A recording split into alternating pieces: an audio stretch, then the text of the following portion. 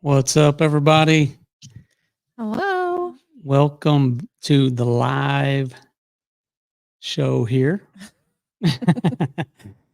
We're experimenting with a lot of things here, but primarily we have you guys streaming on multiple channels, which is really cool for us because we don't usually have the connectivity like this.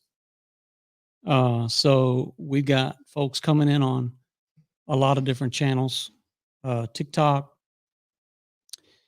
Facebook, YouTube, Instagram. Welcome, everybody. I appreciate you guys being here. Can you all hear me? If we could get some comments going, I want to make sure you can hear us um, as people are coming in.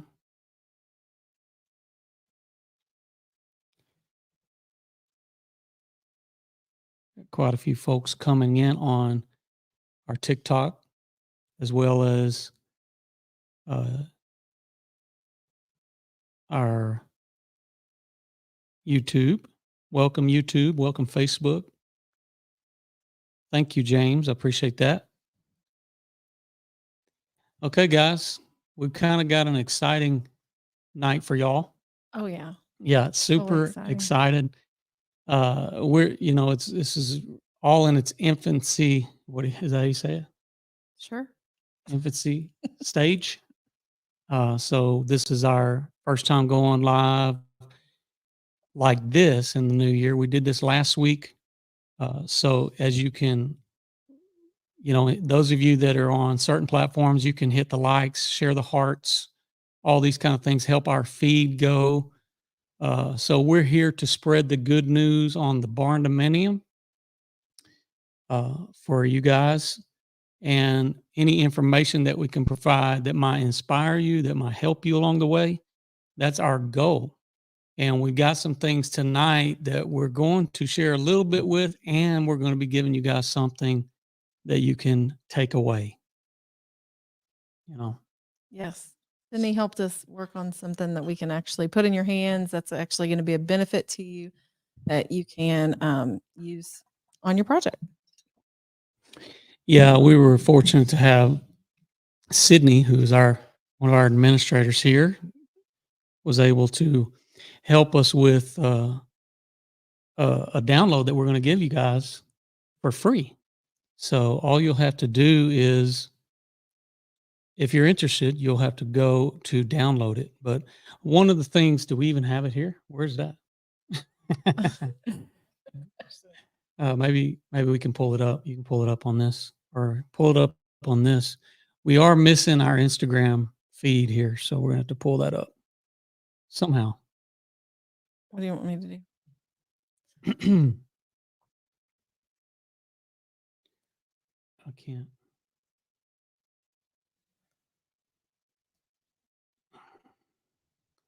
I have to go. Technical difficulties. Technical difficulties for our Instagram crew. There you are. A bunch of folks coming in here on Instagram. Good. We can't see it over there. Oh, yeah. Yeah, so we've got a good group of folks. So what we're looking to do basically, and I don't know how the view is. Our internet is very sketchy. Yeah, we've got some rainy weather that's kind of foggy, and it's messing with our internet a little bit. Yeah, so bear with us on that. So we're going to open up to some questions and things like that. So you guys be getting your questions ready. I'm gonna have to ask you to go get that, at least, if you're not gonna pull it up. I wasn't really sure what we were doing here. Okay, I can get it.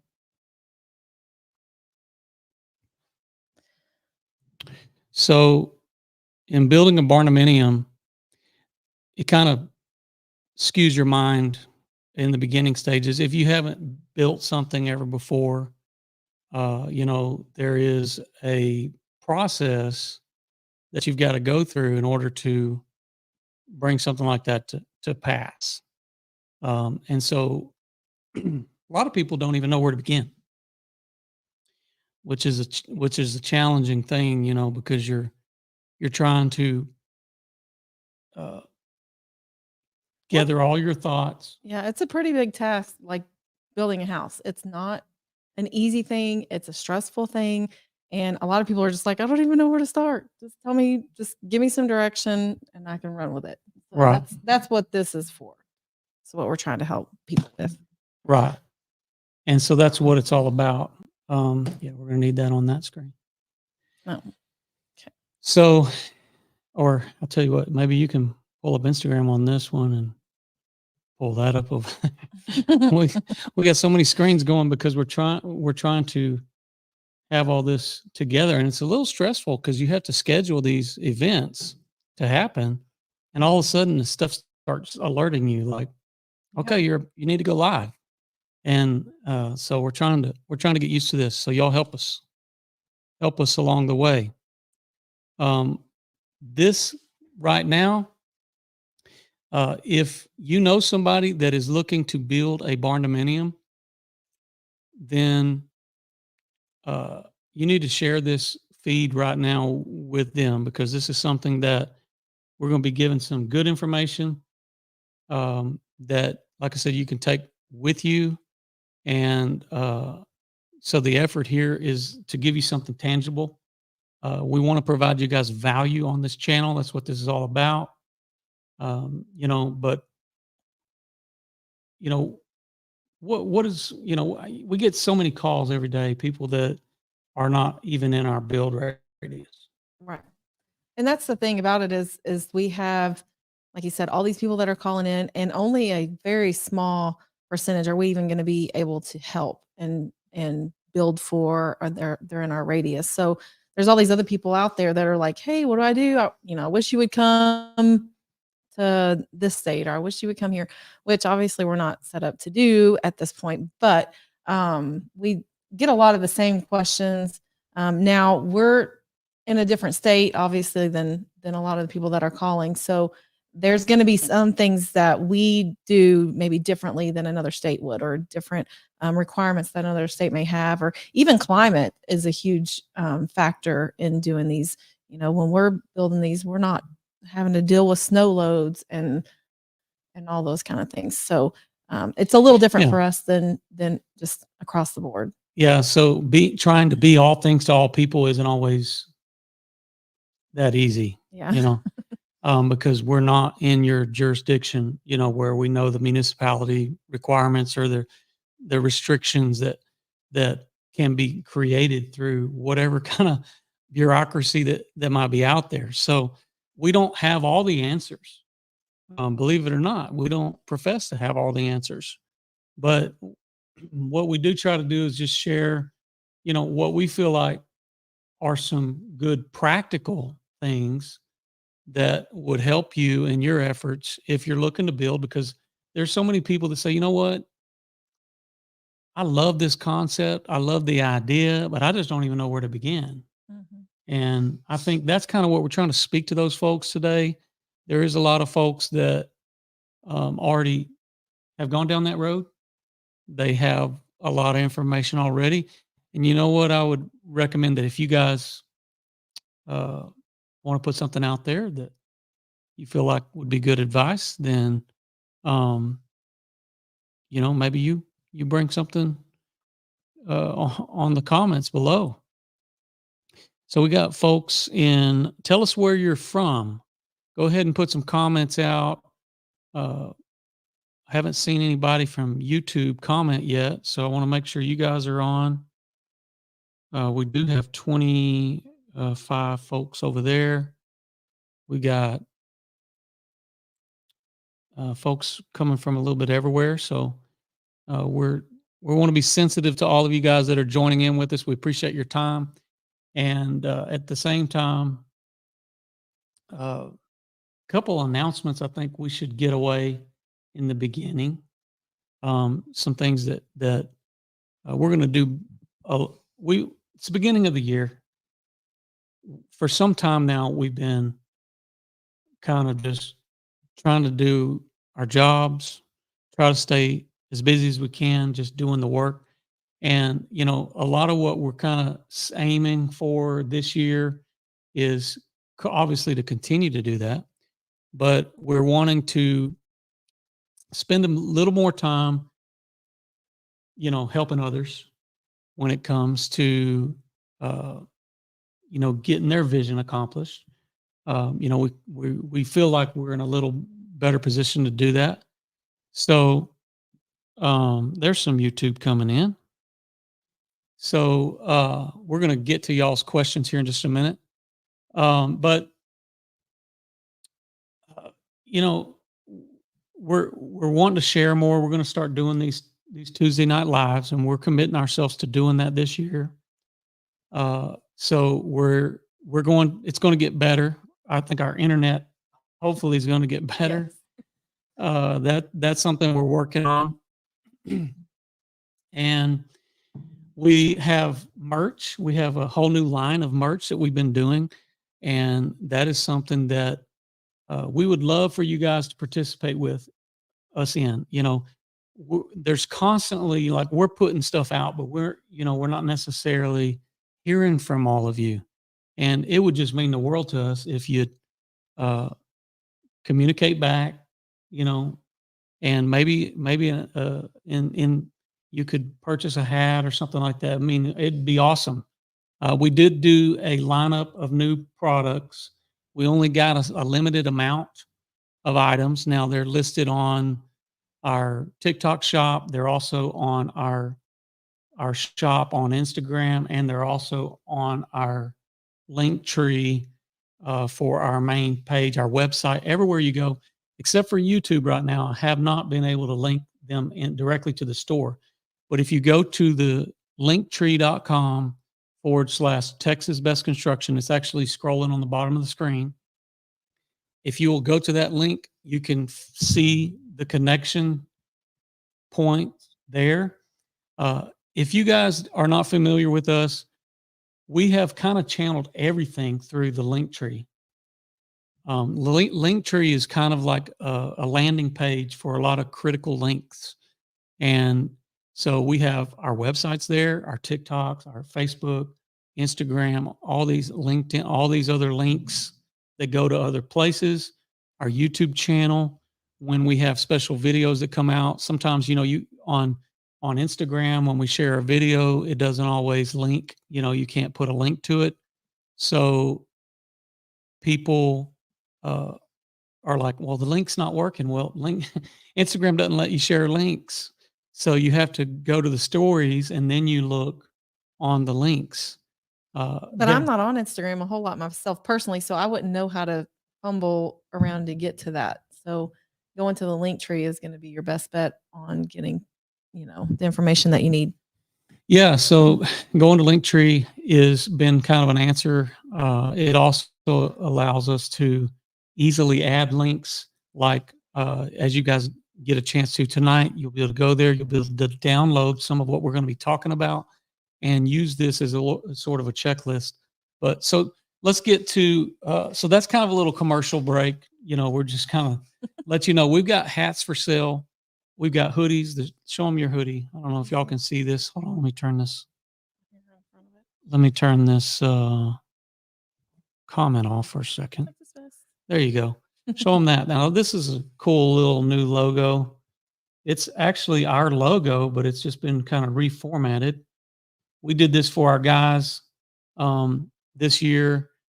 We're calling this the barn heart. It's kind of like a Carhartt type deal. So that's for sale on the website. Yeah, the color scheme. And our guys, we put them in, we call it the Workforce One.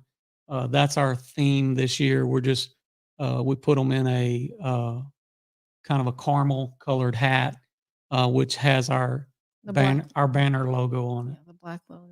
And another thing that we're doing with the hats is we're going to continually bring you guys a lot more Barndo inspired stuff. Yeah, there's not any Barndo merch out there. And for people that are fanatics, they really love the Barndo. Like, there's just not anything, in that field. So we like I said, we want to get you guys some stuff, and we're going to do some giveaways as we figure out how to use all this stuff. We're going to do all that. So a couple little we got some comments rolling in. We've got somebody says you're building my neighbor's house. Beautiful home. Awesome. Thank you. We got cattle guy over here on TikTok. He's a internet sensation. Internet sensation now. He's famous. Out on the Netflix on the new Netflix show. So appreciate you joining in, Mr. Cattle Guy. He's another bearded Brian. Yeah, we got beards. Beards and Barndos. So we on the other call outs here, let's see some people telling us where they're from. We got Virginia. We got San Antonio. We got Hamilton County, which Mexico. we got New Mexico.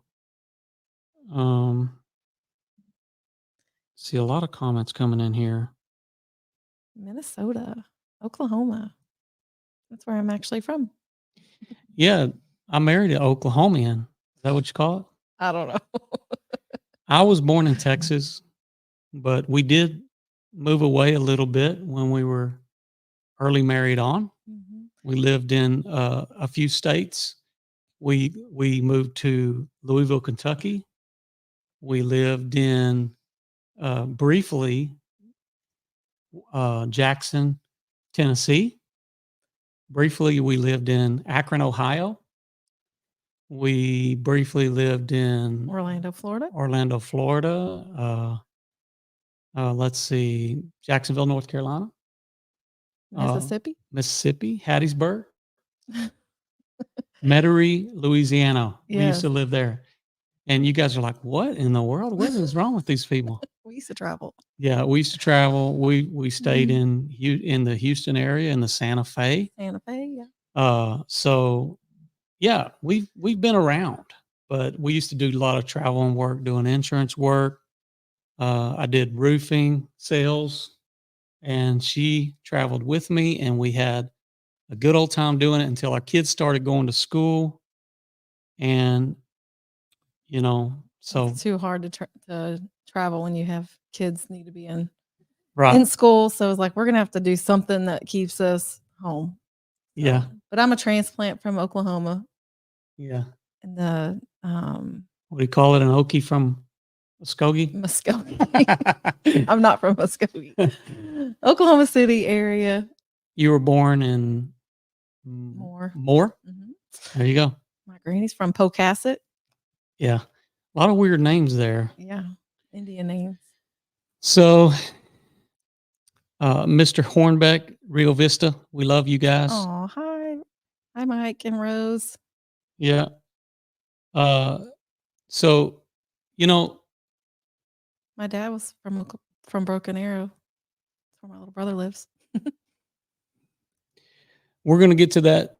Jeff, thank you for your question. Let's go ahead and just, I don't know. We're not going to hit all the details in this because you guys are going to have to go download this, what we were able to put together. So yeah, this thing is really cool. Sydney, it's really just informative. It's got information for just all of our stuff, like our Instagram, Facebook, YouTube, the office phone number. If you have any other questions, Sydney can usually help you with that. But there's a lot of things that we're going to touch on this PDF file, but she put in some links as well. So we have, if you don't know us from like the YouTube channel, Josh tried to do, quite a few informative videos on there, like, picking out your land, things, biggest mistakes, things like that. So Sydney put in some links in this. So if you'll click on that, it's going to take you to our YouTube page where you can watch those videos and kind of get even more information. And so utilize that. There's those little blue links that you can click on this document. Okay. And so if you guys want to go on over to our link tree, which is the link that's scrolling down at the bottom, for you guys here on TikTok, it's linktree.com/Texas Best Construction. So that's and I would try to type that in, but I can't. and I'm trying to figure out how to link all that together as well. Yeah, it's supposed to all be in one place, but Yeah. we're having technical difficulties. I'm not. We got Idaho in Instagram. Welcome on. We got quite a few folks on here as well. So we appreciate you guys being a part. Okay, so mainly what my thoughts are with this is kind of a pre-planning strategy for uh, a pre-planning strategy for building your barndominium, and that is and some of you guys that are on here that have already built with us could attest to that. That you know, like I said, your mind gets kind of scrambled when you're trying to early on put all this stuff together. Yeah, there's a lot of details, a lot of moving parts, and a lot of things that that you have to do kind of before you even really get to start building. So for starters, number one on our list is location. That is no, so we're going to kind of give you some bullets, but we'll share a few things of our thoughts on each item. But you know, in brief, if because I don't do anything in short. Everything's long. Everybody says I'm wordy Long-winded. and I'm long. I talk forever. Well, my voice is kind of hoarse already because I've been talking today. Well, on location So location is number one. is the first bullet, but before we go into any of that, I've already seen a couple of comments asking, you know, where's our build radius and all that kind of stuff. That's kind of one of the first questions we get asked. And if you want us to build for you, you're going to have to be in the Dallas-Fort Worth area. We are in Red Oak, Texas. We're 20 miles south of Dallas, and we have a 60-ish mile radius from there for turnkey. We will do a shell option up to 100 miles. So we're still trying to somewhat manage the 100-mile distance, but it's just such a long term job. You know, you're looking at an 8 to 10 month actual build time, and that's just a lot of travel whenever you're out past that 100-mile mark. So we are doing the shell option. We can explain that to you later as far as what that includes, but that is that's the furthest that we'll go is for the shell option. Yeah, and we kind of pulled the reins back a little bit because of just being over inundated with work, and we had a lot going on, especially in 22, 23. And gas prices, and you can only be in one place at one time as far as your superintendents and things like that. So as far as and pricing, I'll say this because everybody wants to know, but prices are not changing in the immediate future. At least the only way they're changing right now is I've still been getting updated that our concrete prices are going up, our steel prices are going up. Yeah. So you know, there's concern there. Of course, we try to keep close watch on all these things with the market and everything that's going on. So we're hoping that interest rates will come down for a lot of folks who are looking to build. I know that you know that's just part of it. You know, it's part of the battle. Well, unfortunately, with financing, things like that, I know, you know, years ago when prices were, you know, pretty low for building at 100, what, 100, 110 price per square foot pricing. Those days are long gone. Yeah, those are gone. But there was people then that were like, well, I'm going to wait till, you know, prices come down. Well, they didn't. They obviously went way up from there. So you can't really, you don't want to keep putting it off because you know, you never know when it's going to, if it's going to keep going up. You don't know that it's going to come back down. But with the interest rates, I know a lot of people, you know, it may stink to get into a higher interest rate, but those do fluctuate. You know, those are going to come down. You can, you know, do a refinance later to, you know, accommodate the whole interest rate thing. So you can still build, you can still get it done, and then just do a refinance later and be back in a better position. So Yeah, my mom told me that you know when they bought one of the houses that I lived in when we were younger, that the interest rates were like 15 and 18%. wow. So I don't think we've seen it as bad as it Home could. prices were a lot less then though. And but that's a high what interest. folks have done and what they did in that time is everybody, you still have to buy, you know, You still have somewhere to live. but So, what yeah. they do is when the interest rates come down, you refinance and you got to get those rates down. I mean, that's what it's all about. So it's a continual battle, but you know, that's just part of the world we live in. They say you mansplain. For sure. Mansplain. Yeah, I'm a mansplainer. That's a good one. Uh, let's give them some information. Let's try to keep on point here while we talk about this. The number one thing in your pre-planning is location. So what's some good things to keep in mind when you're considering location? So we're not going to go through everything, right? Every bullet point. You're just going to Well, let them look it's through just that. going to take too long. So yeah. So first of all, is the land that you buy, you're going to have to kind of know what you're getting into, because if you just buy a piece of land and maybe there's restrictions on the land, or maybe there's an HOA you didn't know about, or whatever, there's potential that you may not get to build what you want to build. So I would definitely do your research whenever you're in the market for picking out a piece of land, and make sure that you're going to get to do what you want to on it. If there's permitting, they may have stipulations, they may have restrictions. I've seen size minimums. I've seen maximum sizes, like they won't let you build more than a certain square footage.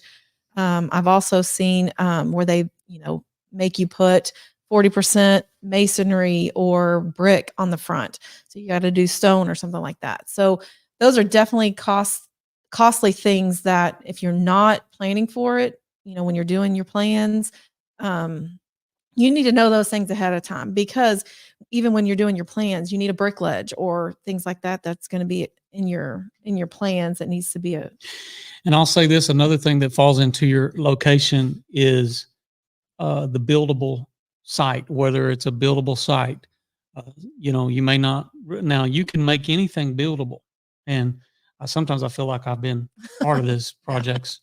on the side of a mountain. Yeah, but and on other occasions where you don't realize how much of a fall, I like to use my hands with this in the way. You don't realize how much of a fall you have from just going 100 feet on a piece of property, but it can vary pretty quickly. I mean, next thing you know, you got 6 foot drop. Yeah. And that becomes a little bit of a challenge, but that's not the end of the world. It's doable. To It's me, just going to cost I wouldn't more. I wouldn't X Sure. a property because of a slope like that. But it is going to make it a lot more challenging if you don't have a good spot to build on the property. Yeah. Or if it's really rocky, I mean, you need to plan for it to cost a little more, because they're going to have to bust into the rock to get your septic system in there. You're to get your if you have to do piers or anything like that, you got to. There's just those are some hidden costs that you're not necessarily anticipating when you just look and you're like, oh yeah, I love this land. There are going to be, you have to, if you have to haul in any soil or things like that, it's like Phil. Right. And so that's part of the budgeting as well. But, of course, land is hard to find, but the location is important, as we discussed with your municipalities and what they'll allow. Um, that is, and we've got some other things packed into that. I don't know, as far as location wise, if there's anything pertinent else that I need to share about that. One thing I did want to tell people, kind of point out is, say you have this piece of land that you're really interested in, be talking to your lender about your full plans, as far as you're wanting to build on it.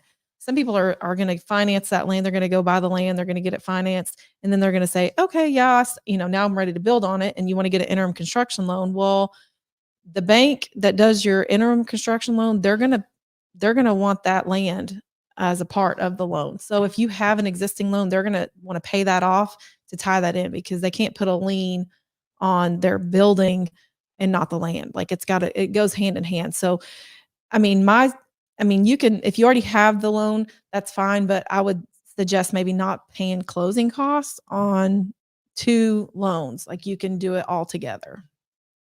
Right. So, let me see here. Definitely check with if it's a county situation or a if it's city limits, what they're going to require, because they may want you to, have your plans engineered.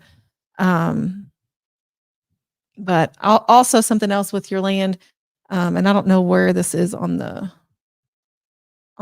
list here, but we in Texas, if you're from Texas, and I'm sure this is like this other places, but we have issues with our moving. We have a lot of foundation issue potential. And so we always, with every one of our builds, do an engineered foundation. We're trying our best to make sure and give you a top-notch product that you're not going to have issues with later. But in that case, they're going to require a soil survey.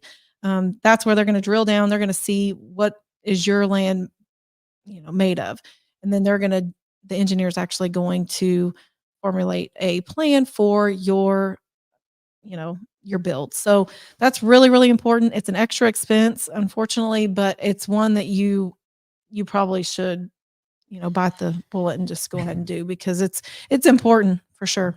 The soil test. And so after you can determine your location, your next strategy for building a barndominium is to determine your budget.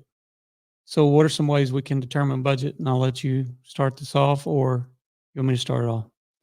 I mean, obviously, you each person is going to be different in what they need and what they require for their family. I mean, if you've got a large family, you're going to need obviously more bedrooms. You got a lot of empty nesters that are kind of downsizing their living. Excuse me. But trying to determine what your budget's going to be, some of that's going to be determined by the bank. They may not let you borrow as much as maybe what you would really like to do. But there's definitely ways around that. So in this item, determining budget, see, in your planning stages, it doesn't involve a builder. Okay, the builder's not telling you what your budget is. The builder's not determining for you what you can spend or what you want to spend. So, but you determining your budget is you looking at your financials, talking to your CPA, going through what your current setup is, trying to determine, what you're looking forward to spending on your next purchase.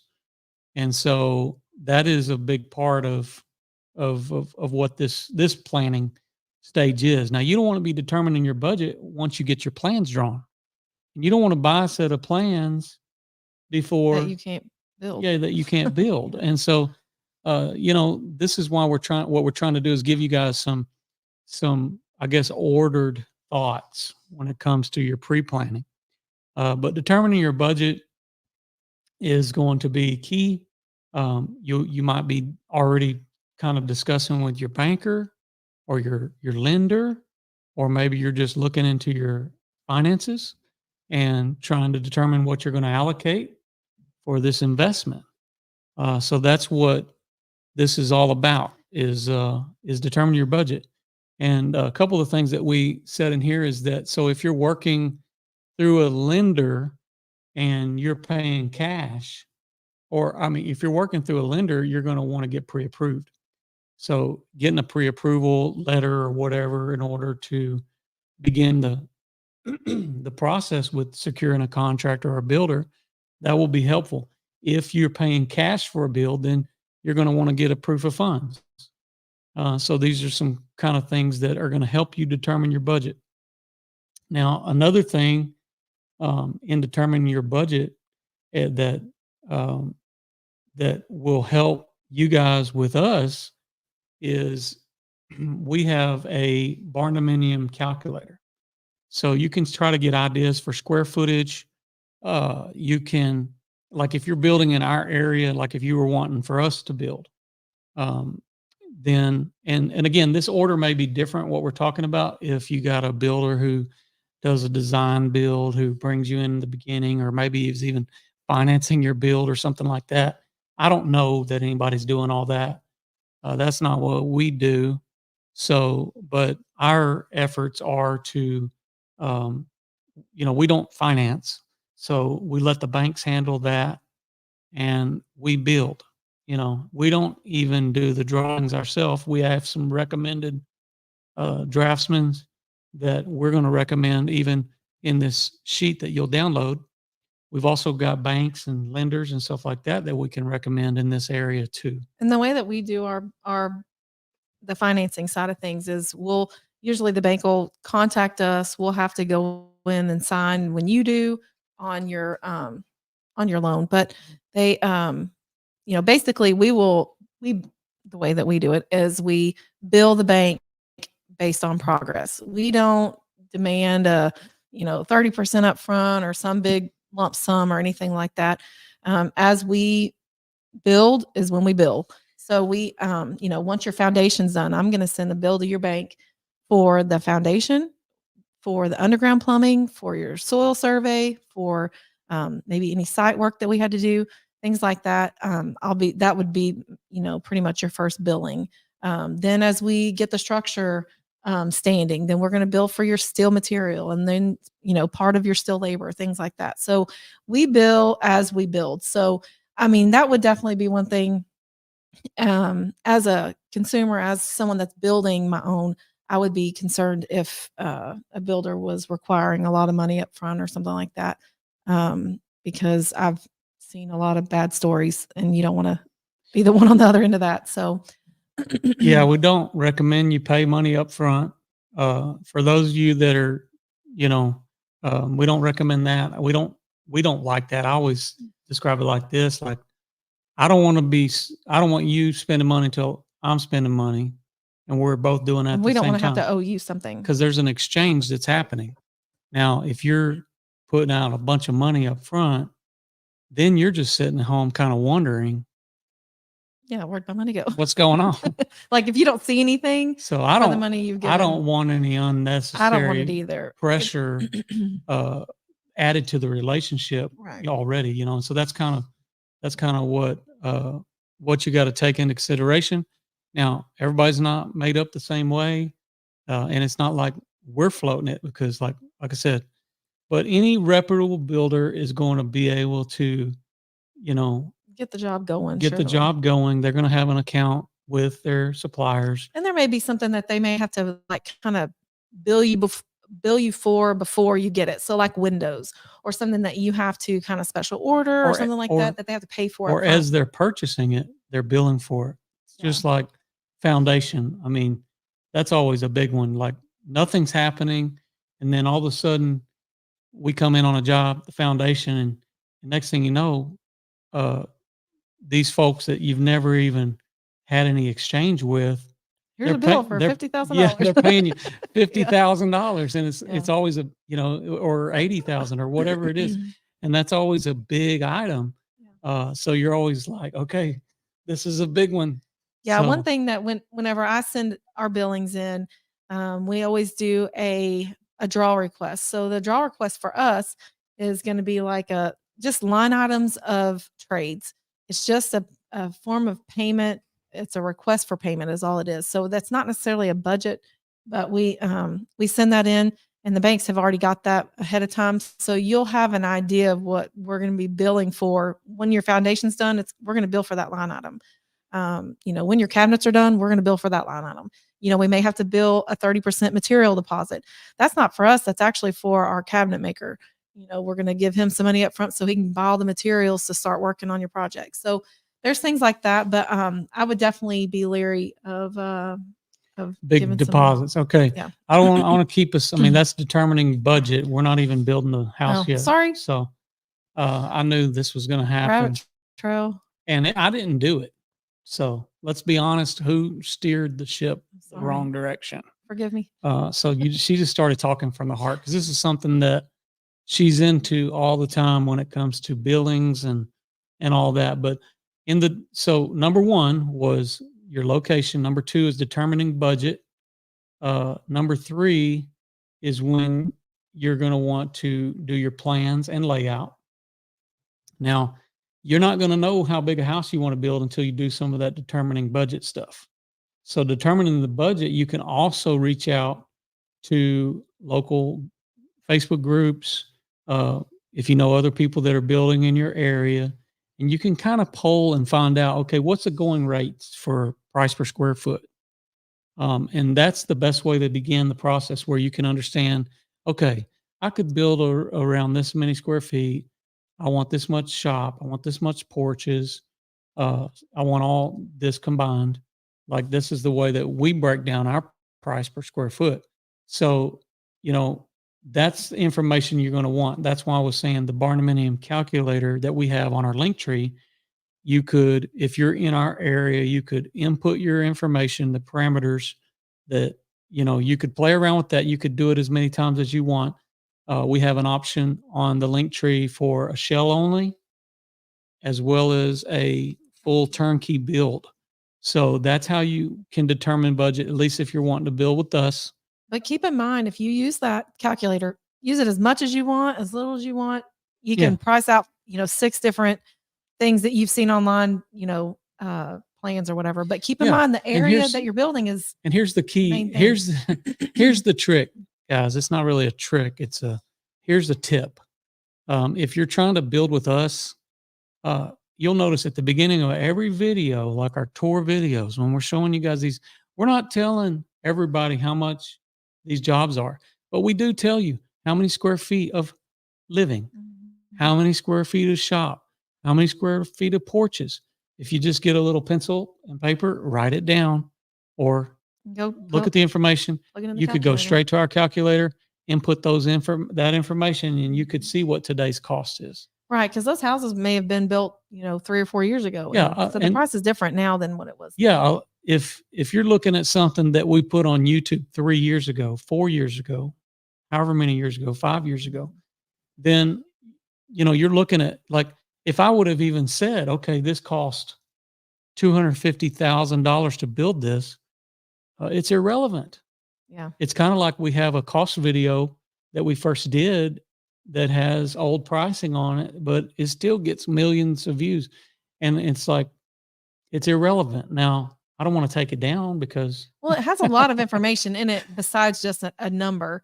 the only thing that's different is the square footage price. Right. And that's going to be a moving target, and it's going to be dependent on where you're going to build. Because if you're in Florida, I promise you, they don't have the same building pricing as we do, or California, or some of these other states. It's not going to be the same. So unless you're building with us, it's kind of irrelevant for us to give you a price, because the Sadler, if you go build that somewhere else, I mean, it's going to be different. That's what makes it hard. It's not that we're not disclosing. We're trying to be as open as we can, which is why we have that, the calculator on there, so that you can get instant information. Exactly. So, in moving on from your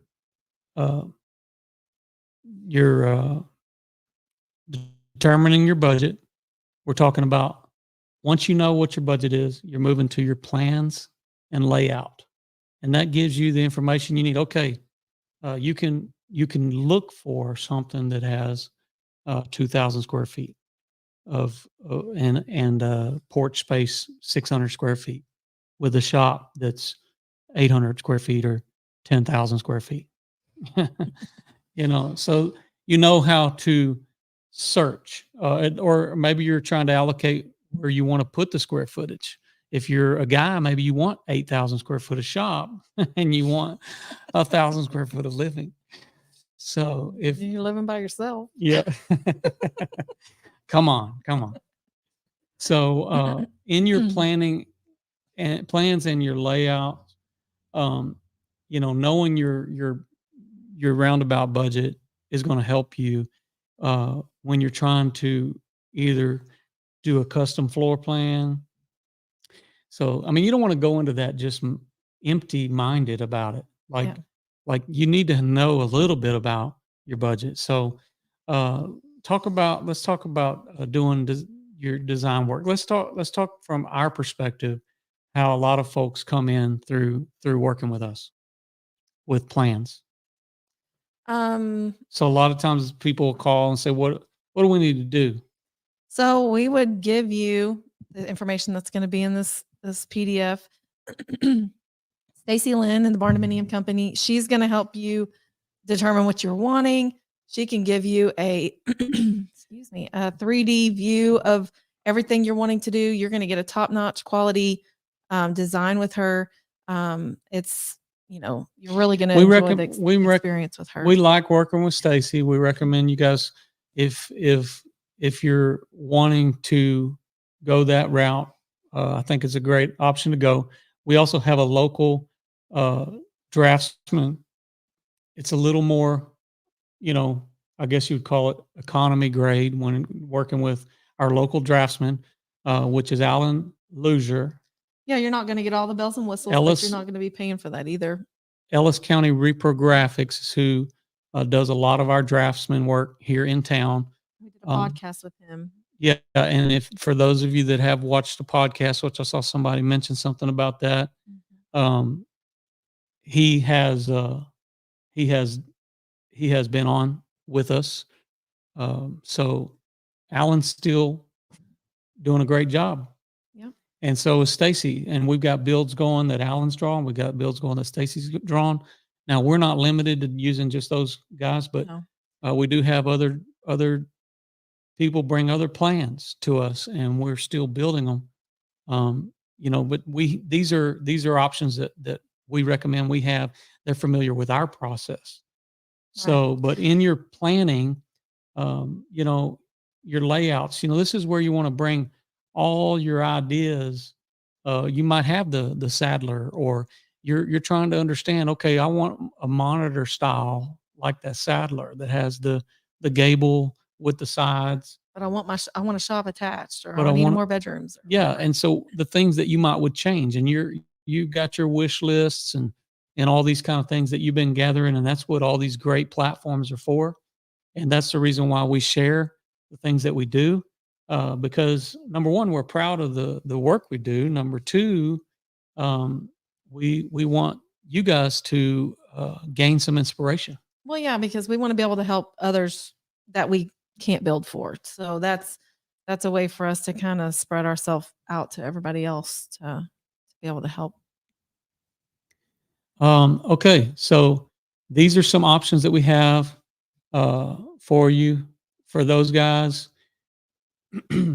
We have some on the next bullet point is going to be the financing part. We have quite a few banks that we actually have listed in here.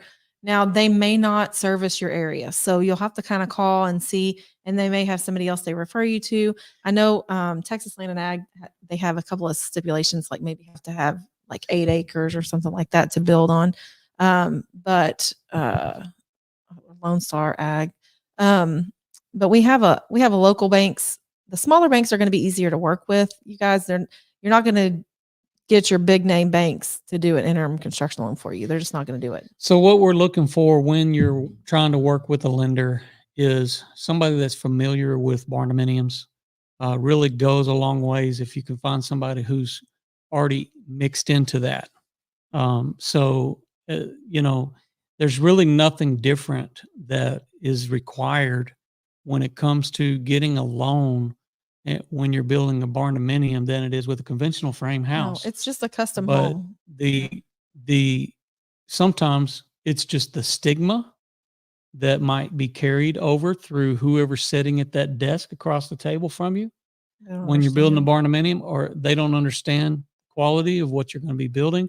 Now, we don't have this problem here, but I hear all the time, people that say, oh, well, they won't allow it in this area or this, and all this other stuff, which to me, it just seems crazy. But that's the reason why we try to establish build practices, and everybody's building with a certain standard. And we're trying to help push the envelope for that when it comes to, legitimizing and keeping the barndominium on top, because that's what we want. The barndominium was one of the number one trends in residential construction last year.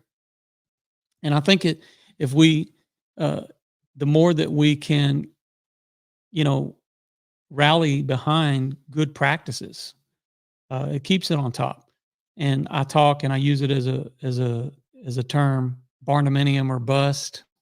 I did a video talking about hybrid barndominiums on YouTube, and just sharing basically, I think what's hurting the industry versus I think what's going to continue to help it.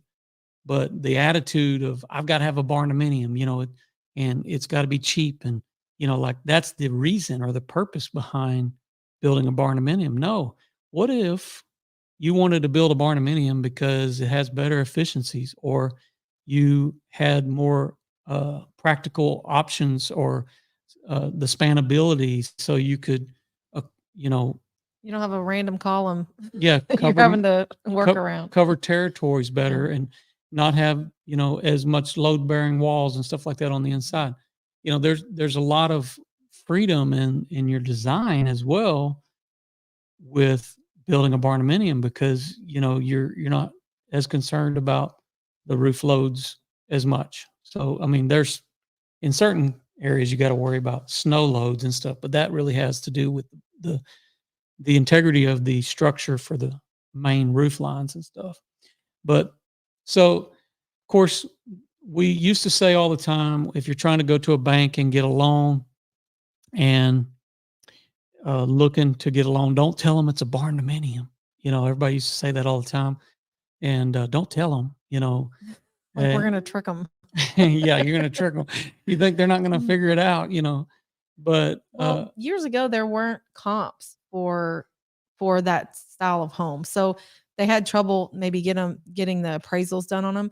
But now, I mean, they're common. They're around. You can find appraisals. You can find them for sale. You can type in barndominium on Zillow, and you're going to find houses for sale. So, right, but they're not all created equal. And I mean, I have people that message me, and say, hey, I'm having issues with this, or I'm having issues with this, and what do we do?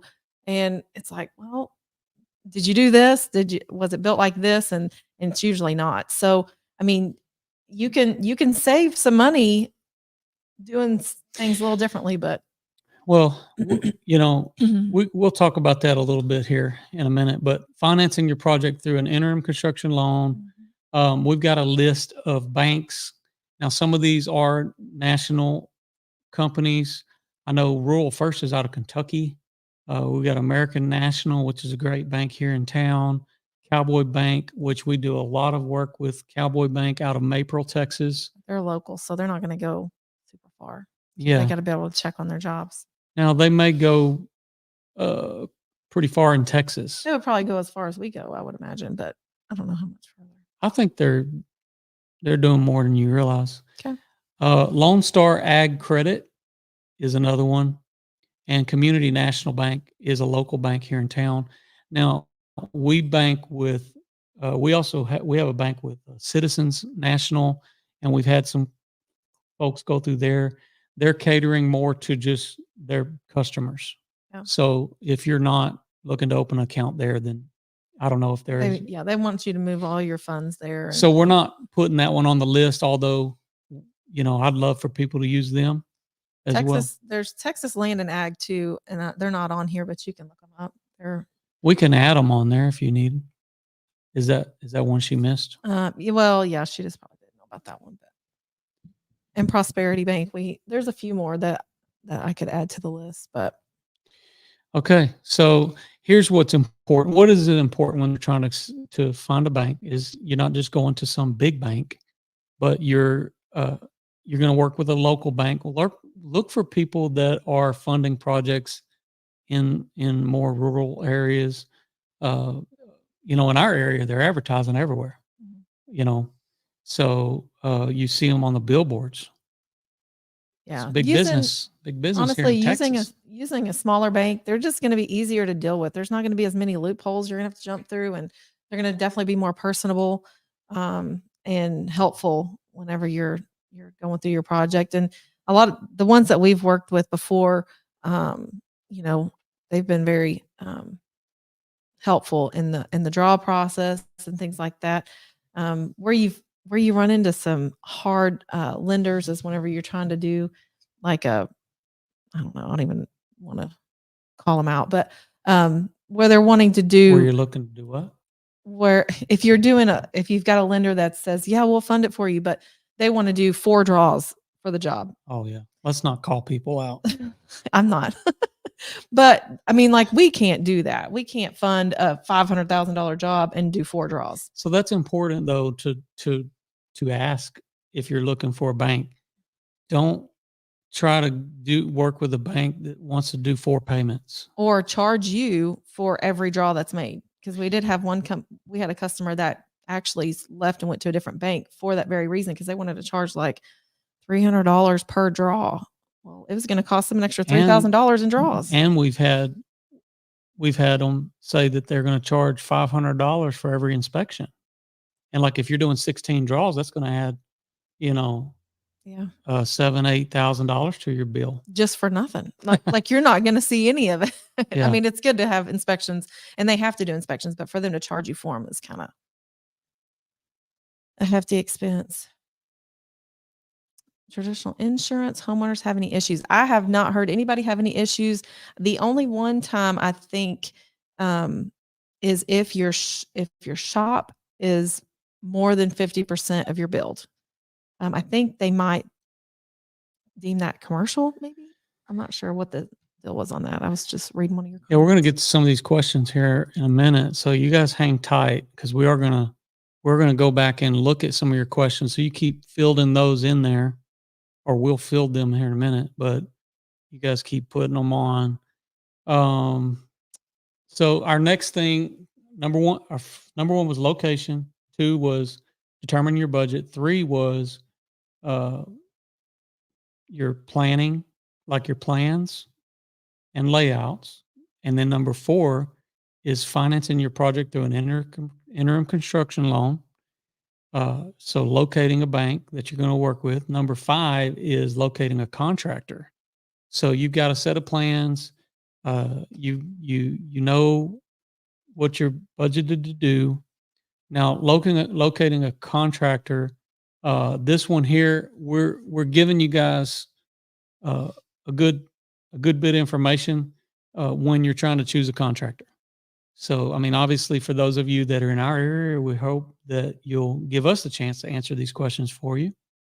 And we don't mind answering all these questions, but I'm not going to answer them right now. But we are going to read them, just because I feel like these are good questions to ask. Now, you can go download this as well. But if you just don't want to download something, I mean, then you can hear it right here. All right. When locating a contractor, you want to make sure they meet your expectations. Below is a list of questions we recommend that you ask your potential builder. And some of you could add to this, I'm sure. Number 1, where do you build? Number 2, what is your time frame? Number 3, what is current pricing for living square footage versus shop and porch space? And make sure you're comparing apples to apples.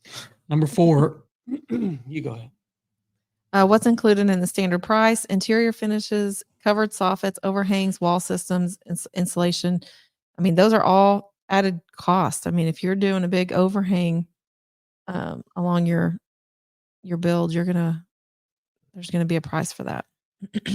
Number 5, what type of wall systems do you use around windows and door flashings? So for me, this is a big one, just because this is a big part of the way we build. But I feel like it also stems where a lot of people's problems begin. So we put that question in here for you guys. What type of wall systems do you use around windows and door flashings? Number 6, how thick are your exterior walls, your window seals and door jambs? A lot of people don't realize that there's certain people who build a certain way, that they will build a metal building and then put wood framing on the inside of that. And so they're just adding to the thickness of your exterior walls. Now, at the beginning, you think, oh, that's good, we got thick walls. But the problem is, either number 1, they're not using like an exterior sheathing for a moisture and air barrier protection. For me, this is a problem. And number 2 is, who wants to have 12-inch window seals? Right. That eats into your square footage. I mean, you could have. For me, that bigger would be rooms. a problem. Maybe but I feel like it's kind of something that it was kind of old line, the way barndominiums were being built. back in the day, before they had the methods like what we're doing. And so to me, I think that's kind of old school. I wouldn't want to have a 12-inch wall. Now, I'm not knocking your barndominium if you have a 12-inch Yeah, wall. it's a nice little shelf. Yeah, I mean, use it, but if you're looking to build, I wouldn't want that in today's climate, especially when we're doing this better with our wall systems and the way that we're building hybrid barndominiums and stuff like that. That's just from me. And a lot of you guys that watch the channel, y'all are already thinking the same way that we do. So, I'm not, like I said, not trying to knock other people, but some of this, I am concerned about the way some people are building out there. Yeah, leaking windows and Where were we? number 7. Number 7, are there beams exposed from the steel framing or are they concealed? This is something that I feel like you're going to want to know. You don't want to be building a barndominium and they everywhere there's a column, they're having to do special framing around that. And it just so happens to be right in the middle of your bedroom. So We've had to move one before because of the middle of where the window landed. well, we had to move one. It landed right in front of the door. I mean, in the door. Yeah. So we've had to do stuff like that because the design didn't really meet up with that. So those are things that you have to be ready to contend with because there are, especially when you're building a steel building, you got to contend with where the steel is going to go. Land, yeah. Now ours are concealed. I will give you all that bit of information. Most all of ours is concealed. Sometimes we do have exposed steel in the roof, but it's just like a 4 to 6 inches of a beam, or sometimes it could be the entirety of the beam is exposed up there on the ceiling because somebody asks that they want it. Or they may wrap it in cedar. Yeah, and they want to wrap it. Yeah. So number 8, what R factor is your wall and roof insulation for living areas and shop areas? So that's just something you're going to want to know what you're getting for your money. You don't want to buy into something and you're getting less than what the normal codes require. So, I think your exterior walls and stuff, your minimum requirements, at least in this area, are like an R13. So you want to make sure, like ours are pushing, I believe, close to an R20. So if you're going for efficiencies, you're going to want to know that information. Number 9, what type of HVAC system is included in the price and how many SEERs? What's the efficiency of it? Like for ours is a standard, I believe, 16 SEER, single stage. Again, they used to be an upgrade in the past, but now I think that's the standard. Just I don't even think they make 14s anymore, if I'm thinking correctly. But you can definitely go more. You can go to a 20 SEER. You can go to 2-stage systems. There's a lot of other types of HVAC systems. But you want to know what's included. Number 10, what is your warranty? This is something you're going to want to ask your contractor. Number 11, how do we make selections for the finishes on your interior? Your paint, colors, fixtures, flooring, all that kind of stuff. That's something that you could ask your contractor.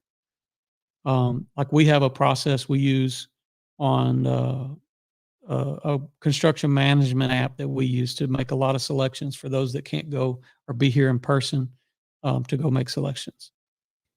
Number 12, can you provide me with a short list of references? There's nothing wrong with that. I think everybody should oblige for that if asked, or make it available. Let's see. Do you have finished pictures of previous projects completed or can show examples of projects during constructions, such as multiple photos, videos documenting your process? What is your process? For us, it's a YouTube channel. A lot of these people we're building for are for individuals. We've had certain folks that do request on-site visits. We've done that in the past. for those that we're in contract with, we have made accommodations to do that. But just anybody who's kind of kicking the can and wanting to see projects, we don't do that. We don't do those kind of Yeah. Well, because walkthroughs. we document all of our builds on YouTube, so we're not disclosing where our customers live. We're not going to disclose their name. We're not going to disclose how much they paid. We're not going to give out that personal information. I feel like we're showing quite a bit just by, walking you through. Well, we're on the internet. We got all Yeah. kinds of different other things to be concerned about, so we don't there's a stop. There's got to be a stop somewhere. Yeah. So what's the next one? Are you willing to make changes along the way for added cost if necessary? This is something that you wouldn't think would be an issue, but some builders, they do not want to do change orders. They won't do change orders. They just basically want to do what they budgeted to do. And if you ask them to do anything else, they'll just tell you to get somebody else to do it when they're done. I've heard so many stories, but that's something you definitely want to ask.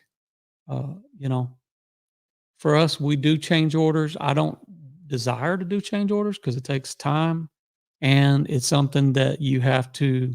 It usually pauses the project because you have to wait for approval, and then you have to get, estimates It and causes things. there's extra burden involved to try to get extra pricing and try to do all this. So, it's a load on your superintendent. It's extra work for them to do, but I think all of our people are glad to do it. It's just, like I said, it's not something we desire, or looking forward to. So as a builder, so that's the thing. Sometimes it's more hassle than it's worth, Right. for us, but it's not all about us. So it's about our clients. And if they want something in particular and it costs a little more money, I always tell people this, like if you buy something extra and you put it in your grocery cart and you get to the cart or you get to the checkout and you're paying and you're getting more items than what you originally did, you're going to pay more money. So you can't, that's the way change orders are. I mean, if it's something more than what's in the scope of work, you're going to pay extra money. That's kind of what's part of it, the whole process. And we, like on our end, it's really difficult because you really try to spell out what the standards are, but there's always some kind of something that's not that clear. And you're always trying to do better, improve your processes as well as improve your communication so that people do understand. And I feel like on some of those ends, we're doing a little bit better. We're trying to continually evolve in this effort, so that we can make it better for our customers. Okay. Number 15, what is not included in your price that I will absolutely need or potentially want? So like for us, there are a few items that people are definitely going to need and may want. And so I always try to get this information into our, people we visit with on-site meetings up front. And it's in our verbiage and stuff, but we don't include landscaping, which is more of a want. I mean, I think everybody probably needs it or wants it, at some point in time, but a lot of folks want to do it themselves. And that's some kind of They a don't want to finance it. yeah, they don't want to finance that. Yeah. So number one. Number two, okay, now we're moving to items that they will absolutely need. Number one is appliances. You're going to need appliances. We don't include that in our costs because it's is the variables involved, and we would have to kind of pick a winner on what kind of appliance we would put in, because appliances are all over the map. You could spend, what is a standard range oven now? You could spend what, I mean, you can pick a $600 on something as opposed to $10,000. So we'd have to There's choose. such a range in it. Yeah, a range. Yeah. Wide range. But so appliances, and then the other things for us is like utilities. Now we have everything as far as a turnkey, but but there's variables like if you have a well, taking your water line from the well to the house and doing that tie-in, that's not included. The electrical to the well is not included because you don't know the distances, you don't know the variables involved. Your water line maybe to a meter is not included. Your water meter is not included. You're going to have this. If you had a standard water heater, if your utilities for your power coming in is not included, although the uh, meter base and everything on the exterior, everything ready to receive power is included. Septic systems included, but the if you had propane, that would not be included. So there's a list of things like that that are not included in our price.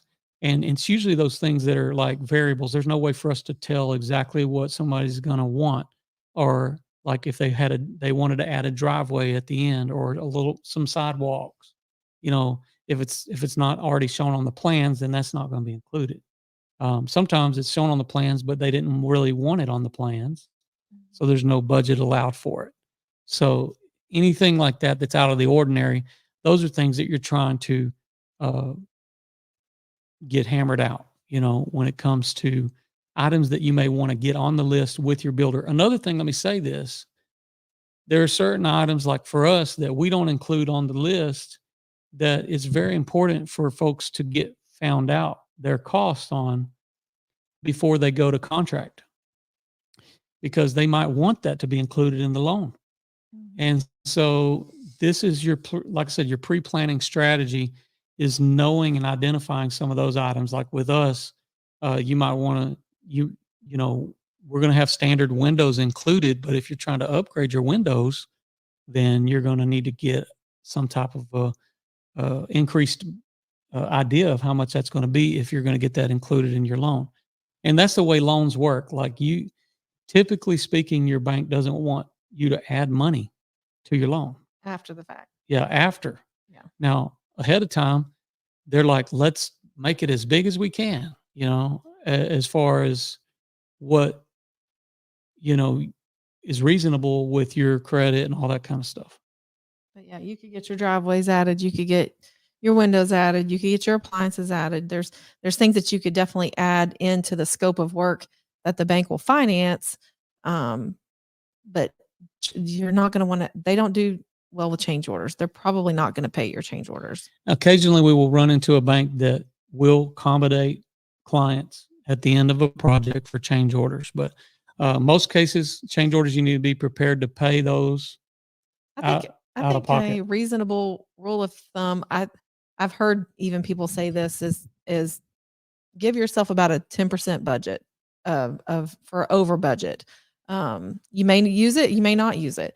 But it's definitely that's probably a typical amount that people somewhat overspend than what they were anticipating. Because when you're looking at plans, you're not thinking about what hot water heaters or just water heaters. Sorry, not hot water heaters. But there's a lot of things you're not thinking, some details that you're not thinking about whenever you're thinking, oh, well, I'm just going to do a wood floor. Well, there's a lot of wood floors and you can spend a lot of money on wood floors. So you just need, you want to give yourself some wiggle room so that you can get what you want, because it's easier to get it at the beginning than try to get it at the end. So. Right. Yeah. So those are, like I said, those are great questions. I think you can, you know, put out when you're searching for a contractor. You know, I know there's a lot of other questions that you can ask and you probably got when it comes to your contractor, but hey, you're going to know those questions. These are the questions that I would recommend that I think are important questions to add to your strategy when you're trying to understand what a builder is all about. Also, you know, okay, we had a couple more items here. That was so number 16. Is there anything about my plan that is impacting the cost more negatively than others? Now, I put this in here, but a lot of people ask this question. They want me to kind of comb over the plan, say, is there any way I can save money? You know, sometimes there will be something that stands out. A lot of times there's not really a whole lot. But your builder's going to know, like, if there's some kind of flaws, and if you ask them this, it'll kind of jog uh, them to look and to make sure that there isn't something. So, um, and uh, there may be some kind of a flaw in, like I said, your span abilities, or where you're trying to put a certain ceiling height in a certain room, where you have upstairs, or some kind of, there's always things that don't align or that don't work out that perfectly, because let's be honest, people that draw the plans ain't perfect either. Well, yeah, they're um, not builders. so well, and not that not slamming people that draw plans, but well, let's put it this way, everybody who works in construction always complains about the plans. So, and everybody who's, it's like everybody picks their battles, but the plans are always wrong. That's what everybody says. So I'm just telling you what everybody says in construction is that the plans are always wrong. Now, I mean, like, in the high end builds, I've been working in commercial construction, I've been working in residential construction, but consistently, one thing is true: the plans are always wrong. If you ask the subcontractors, Yeah. there's always mistakes, but don't start looking at something they did because it was because the plans were wrong. Uh, Brandy's starting to yawn. Sorry. Keeping her up. Number 17, and we'll probably add more stuff to these lists, but we're going to keep this up on our link tree for a little while.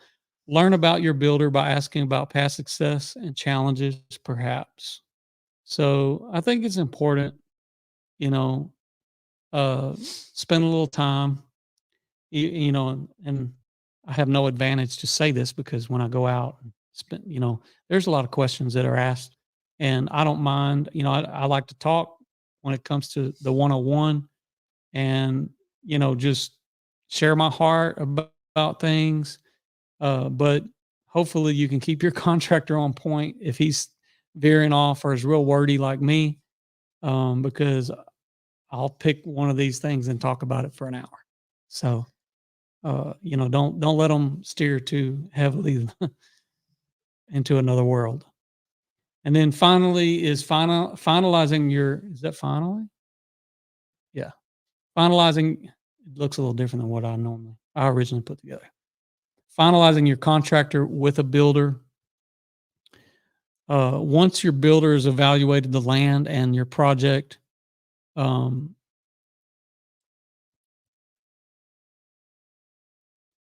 our company does this with a site meeting, like what I was just talking about. And once you've come to an agreement on the price of the project, you're ready to sign a contract. After you've signed the contract, like for us, it's still not over. You still got to get fully funded with your bank. So that would have been my next thing. I don't know if it's missing on here or what, but the next thing would be to get fully funded, and then you're able to begin the process. For us, would be a wait period to get started, which is once you're funded, it's like 6 to 8 weeks or more sometimes to get started, and then it's going to be an 8 to 10 month build process once you officially get everything rolling, or once the foundation's poured and things like that. So we're gonna have this full list for you guys. As we get more acclimated with this, we might be able to even present you guys some of these things as we're doing it. That would have made more sense where you could have read it as we were going. But you But can't click on the links or print it. So yeah, this way they have access to it after the live. yeah, we're going to make this available to you. Actually, have it access right now. If you go to the link tree, there's a few critical things, and I know these are the popular links for us. Number one is the Barndominium calculator. We have thousands of people that have gone on there and got budget pricing together for their Barndominium build with us. Now, all of them aren't building with us. We don't have 1,000 customers right now. No. But a lot of people in our area are doing this because it gives them a general idea of budget. And so that's somewhere to begin. But you're going to want to go to our link tree, which is um, linktree.com. And I'm going to put that up again so you can see it. And you can download the checklist that we were just discussing here on this. Make sure you download it. You do have to put your name and email in there, which is just for you getting this. Like, we're not sending you a bunch of notifications or anything. So, but you can put that in, and It'll send you an email. it'll send you a direct email. instantly. You'll get it instantly. You just download it. So it's a download.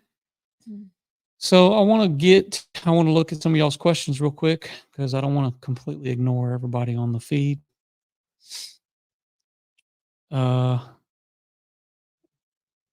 Let's go over here.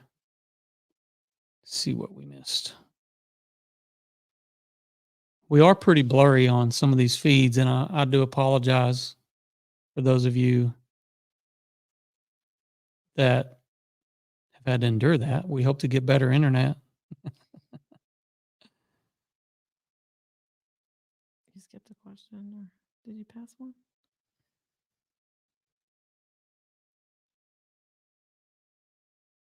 Okay. I'm going to try to find y'all some good questions here. Somebody says, I'd like to build a shell and finish the rest over time. Is that something you provide? So that is something that we have recently started doing in the last year or so. We've been offering a shell only. And what that entails is doing, for us, you still have to go through this pre-planning stuff that we just went over. So you have to have a full set of prints, everything, the whole 9 yards. And then what we will build is all of the exterior along with the finished panels and trim, along with windows and doors, as well as all of the interior wood framing. So you'll have to still do all of the interior, all the trades inside, spray foam, electrical, all that. The plumbing, the underground plumbing will be the only. So we're looking forward to bringing you guys some shell only options or at least some videos coming up, because we got some shell only projects that we're wrapping up, and we're going to give you a good example of what that looks like. So that's what we'll be doing. Would you recommend having an architect draw custom plans opposed to purchasing a floor plan online? Okay, it's not necessarily a full-blown architect, but it's a draftsman. So it's not like you have to get fully engineered plans. It depends on the builder really you're working with, and what you're buying as far as the product goes. But if you're building with us, we don't tend to work with a full-blown architect. These are draftsmen. So that means that they're drawing a layout, and then if we need to get it engineered, we will get it done as the builder. Sometimes there can be costs associated with that if you're having to send it off for structural as well as for the foundation. So hopefully that answers that question. We are located in Red Oak, Texas, 20 miles south of Dallas. Somebody asked where we're located. Mm-hmm. How far do y'all travel? We've got a 60-mile turnkey radius and a 100-mile shell option. And there's a little bit of wiggle room in there. What are you wiggling? About 10 miles. That's funny. So here's it really depends. Like, I think some of those that get a little farther out there, I kind of look at it case by case. But like if I got to go through town, through downtown Dallas to get there, I'm a little more discouraged. Yeah, you're gonna hit traffic. So that's been challenging. I mean, to go through Dallas. Mhm. Bill King says, I really like the Hill County Barndo layout. Do you recommend lenders who will work with us? We live near Athens. Bill, Absolutely. we got all these lenders will work with you and we will work with you. Call Cowboy Bank first. Uh, That's what I would do. we're a little partial to Cowboy just because we've got a lot of things going with them, and they're really nice to me. They sent me to the Rangers game this year. Yeah, for sure. So for Mhm. the series game, that's always exciting. Yeah, it was a lot of fun. So we had a good time, but they did lose really bad the day we were there. Of course. So that was not fun. But hey, I mean, check with all the lenders that were giving you the information on that form, because they may have different um they may have different things that they require. So down payments, things like that, you might want to check and see what everybody's going to be requiring. So Jojo, I'm sorry if we've missed your questions. Let me see if I can find one. We just now started taking questions, so that's another part. You said you have all that. You're trying to get a house built in San Antonio. We do not build in San Antonio, so I'm sorry. That's not our build radius. Have y'all's average square foot cost changed since you last posted it on YouTube?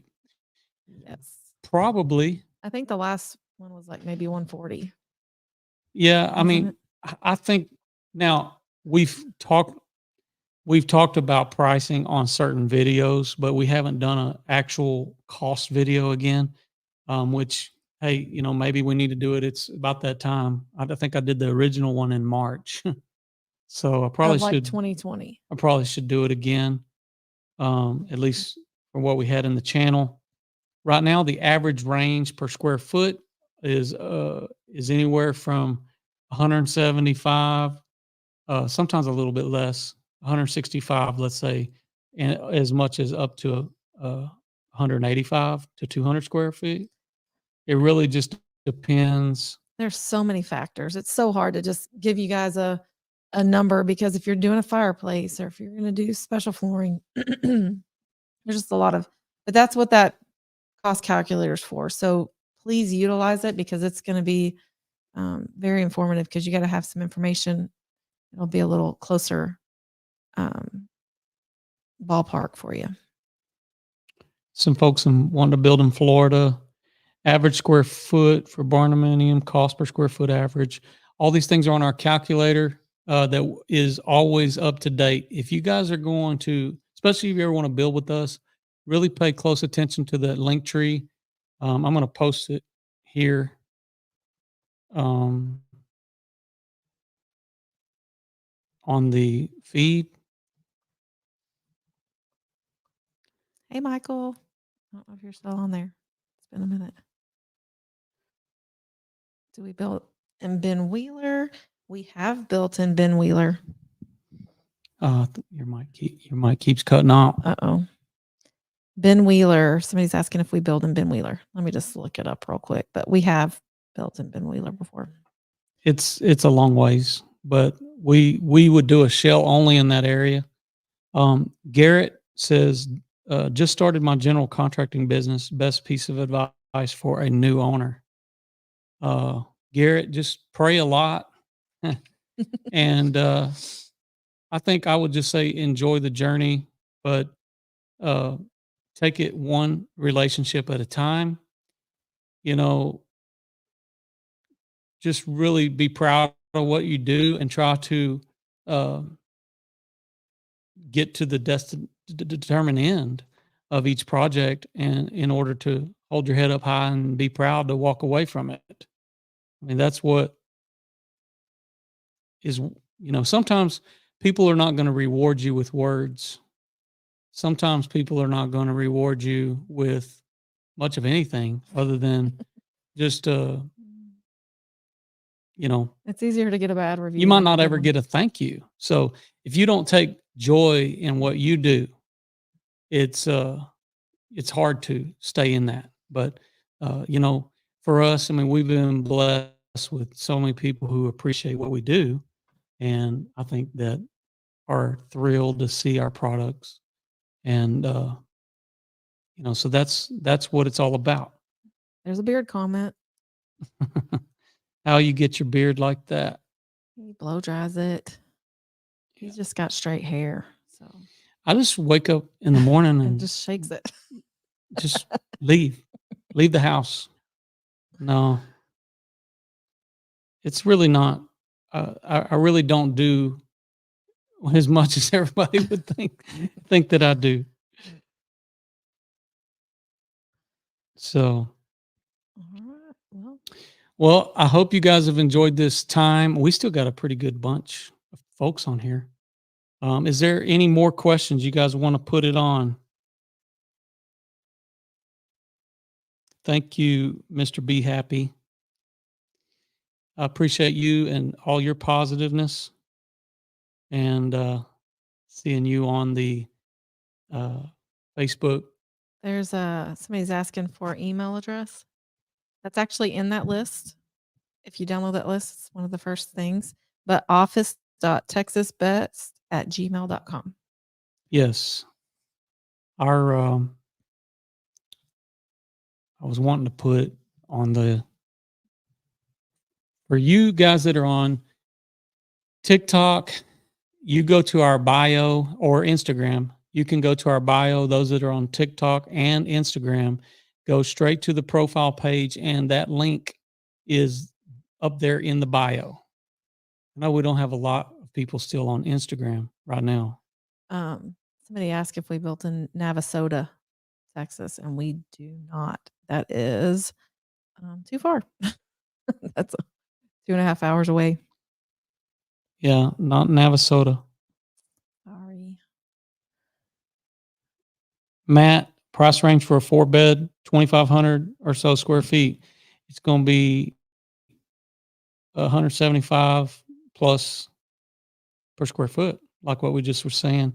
Now, if you want to go in there and add all that stuff, you can, on to our link tree on the link in the bio, you can input all the parameters and really get a real cost for what you're looking to do. Somebody asked about your hat. I saw a couple of people talk about your hat. We actually have that listed for sale in our shop.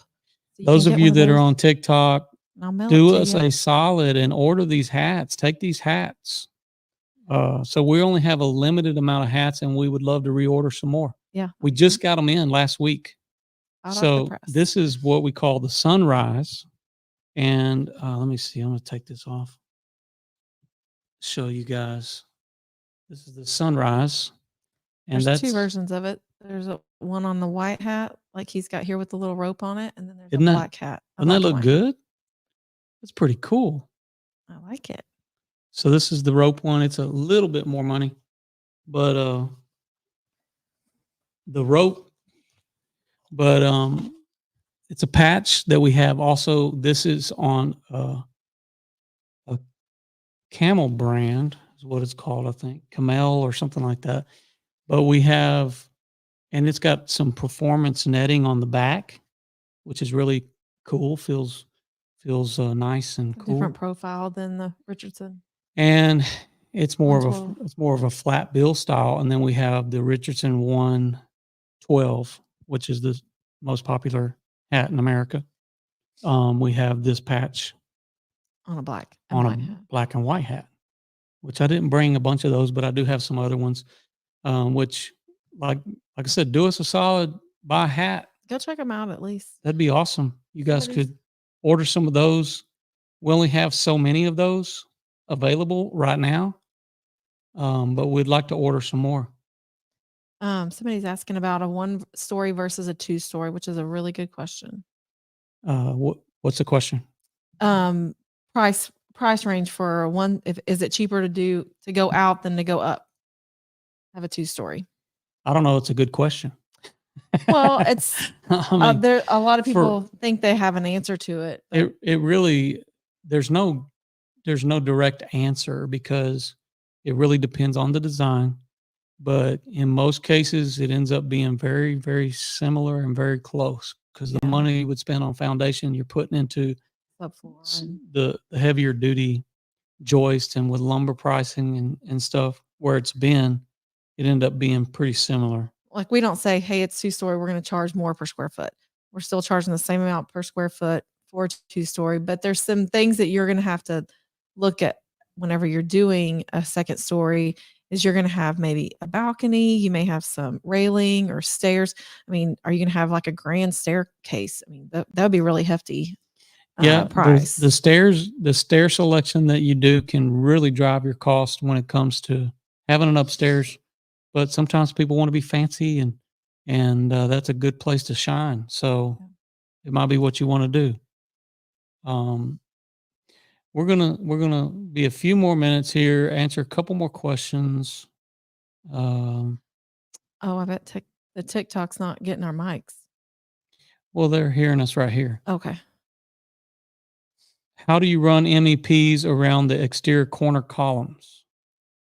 Well, we're not usually on your exterior corners. You're not running like like HVAC, so it's kind of a dead corner. If you look at our my latest video on YouTube, it's called Building an Airtight Barndominium. I show one of the corners on the living quarters, and you can look at the makeup of that. But it's embedded in there and wrapped. Now, electrical wise, if I'm trying to get electrical, I don't necessarily have to run around there. I go up and over usually because there's plenty of cavity space up either in the attic, which is right above the living area, or plenty of space interstitially with the purlins and all that kind of stuff. So hopefully that answers your question. But I mean, some of our steel, like our 4x4 steel, is embedded in the wall, and we do have a slight small space that you can get electrical through if you had to. But it's pretty small. I would run it overhead before I would some of those spots because you don't want somebody putting a screw through those things. So Unfortunately, Rocking D Longhorns, we do not travel to Galveston. yeah, we're not going to Galveston right now.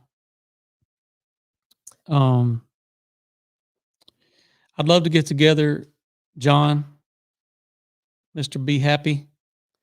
That'd be awesome, dude. So I appreciate you. Can y'all expand into the soil survey? Have y'all had issues with foundation? I think we've already answered that, didn't we? Maybe, but I mean, they're going to drill. They're going to do some core drillings to see what your land is compacted of. So there's, I mean, a lot of places in Texas have like a real sandy soil. They're going to have some real rocky soil. They're going to have some real like clay, things like that. So they're just trying to see what are you building on top of. And so, as far as our engineer, they do require a soil test to do the engineered foundation plans, but you can sign a waiver. But just being in Texas, I would just say do it. Just pay the money. It's going to be a guarantee for you. They're going to back it if you do have issues. We haven't had any issues with the ones that we've done all the engineer foundations on. No, and even in most cases, like with us,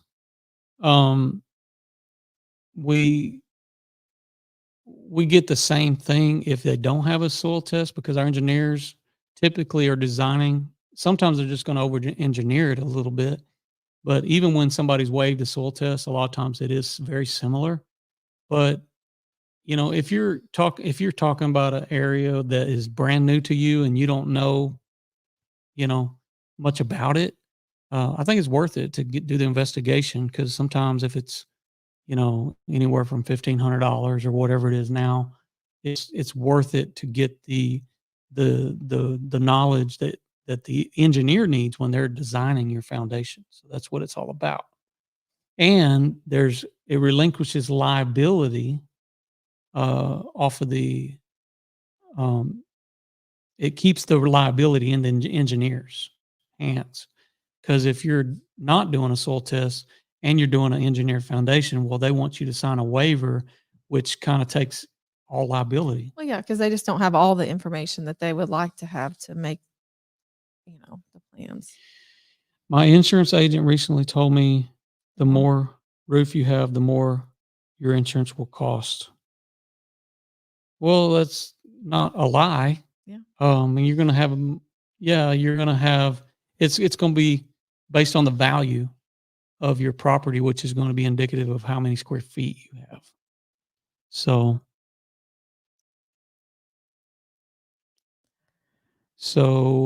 Um, some great feedback from you guys. I really appreciate it. Luke, that was a great video. Love how you're sealing them up in 2x6 walls. I've always disliked the deep window sills. Me too. Me too. I do not like the deep window sills. To me, it looks like somebody didn't plan. well, it So, just looks like they built inside of a existing and metal that's the building. thing that, like, when we built our barndominium, like even where we're at right now, um, in this barn though, we did not. We That's the reason why we built the way we do, which carried over into a lot of the reasons why we build the way we do, was for some practical things that I didn't want to have. I didn't want it to be like a metal building shop that had all the, I wanted to be purposefully done to where you had your standard flashing details that you would do in a regular house so you didn't have problems. So that's what it's all about. Okay. Let's see. One more here. Is it better, in y'all's opinion, to build a detached shop at the same time as building for cost? Um, I would say I would prefer it that if somebody wanted to build a shop and they wanted me to do it, that they'd do it up at the same time. Mhm. Like right now, I've got a project going where, we're coordinating getting special materials there for the other things, but we're able to facilitate in building the shop at the same time. So it gives you the ability to have a little more versatility on your job. But and also you got logistics involved when it comes to the moving equipment and all that involved.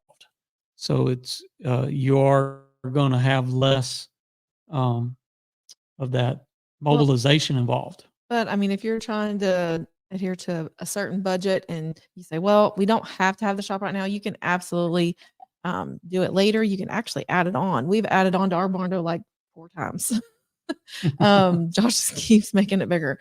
But one thing that It's not that bad. I mean, yeah, well, yeah. definitely been adding on. Well, what I was going to say is it may make a difference to your bank because obviously, if you're building your house to get the garage, all that included, you're going to have to probably build it. You're going to have to build it at the same time. But if you're wanting to wait and do it later, the bank's probably not going to it's not going to fund that for you. You're going to have to get a special financing for it. It's not going to be the same as an entering construction loan.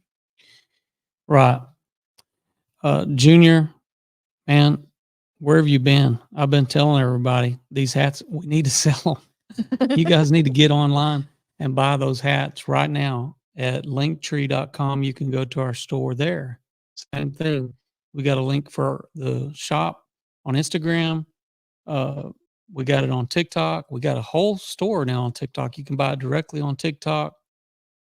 I wish you guys would just unload them tonight. Website is Maybe down for the Barndo calculator. If you're going through Linktree, I mean, you can go straight to our website, but there's certain well, sometimes it's the browsers. sometimes the browser that you use is a So issue. try another browser for the Barndominium calculator and this download link because I don't know which browsers, but sometimes people do have trouble. Yeah. So try it on something different. And we may have a lot of people on it right this second. I don't know if that would affect it or not, but I don't have any way to check. I mean, you guys might have already bought out everything. And You might have already bought all our hats while we're sitting here. I don't know.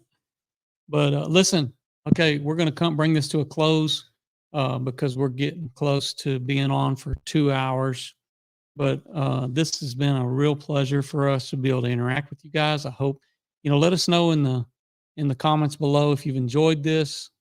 We're going to do this again probably next Tuesday. So we're going to try to make it a routine for y'all and answer questions. So at least in the you got to get it while you can. So we do appreciate it. We look forward to bringing you a lot more content this year. We're going to have a lot more designs when it comes to your hats, your shirts, all that kind of stuff. Barndo gear. Buy some of this stuff. It looks pretty cool. A lot of people love it. You can even buy a hoodie with my beard on it. They're selling that. They're selling that stuff on there. It's kind of funny. So we appreciate it so much. And next time we'll come back, we'll be even more prepared. So I'm Josh Helm. And I'm Brandy Helm. Wishing you all the best. Thanks for watching. Texas Best.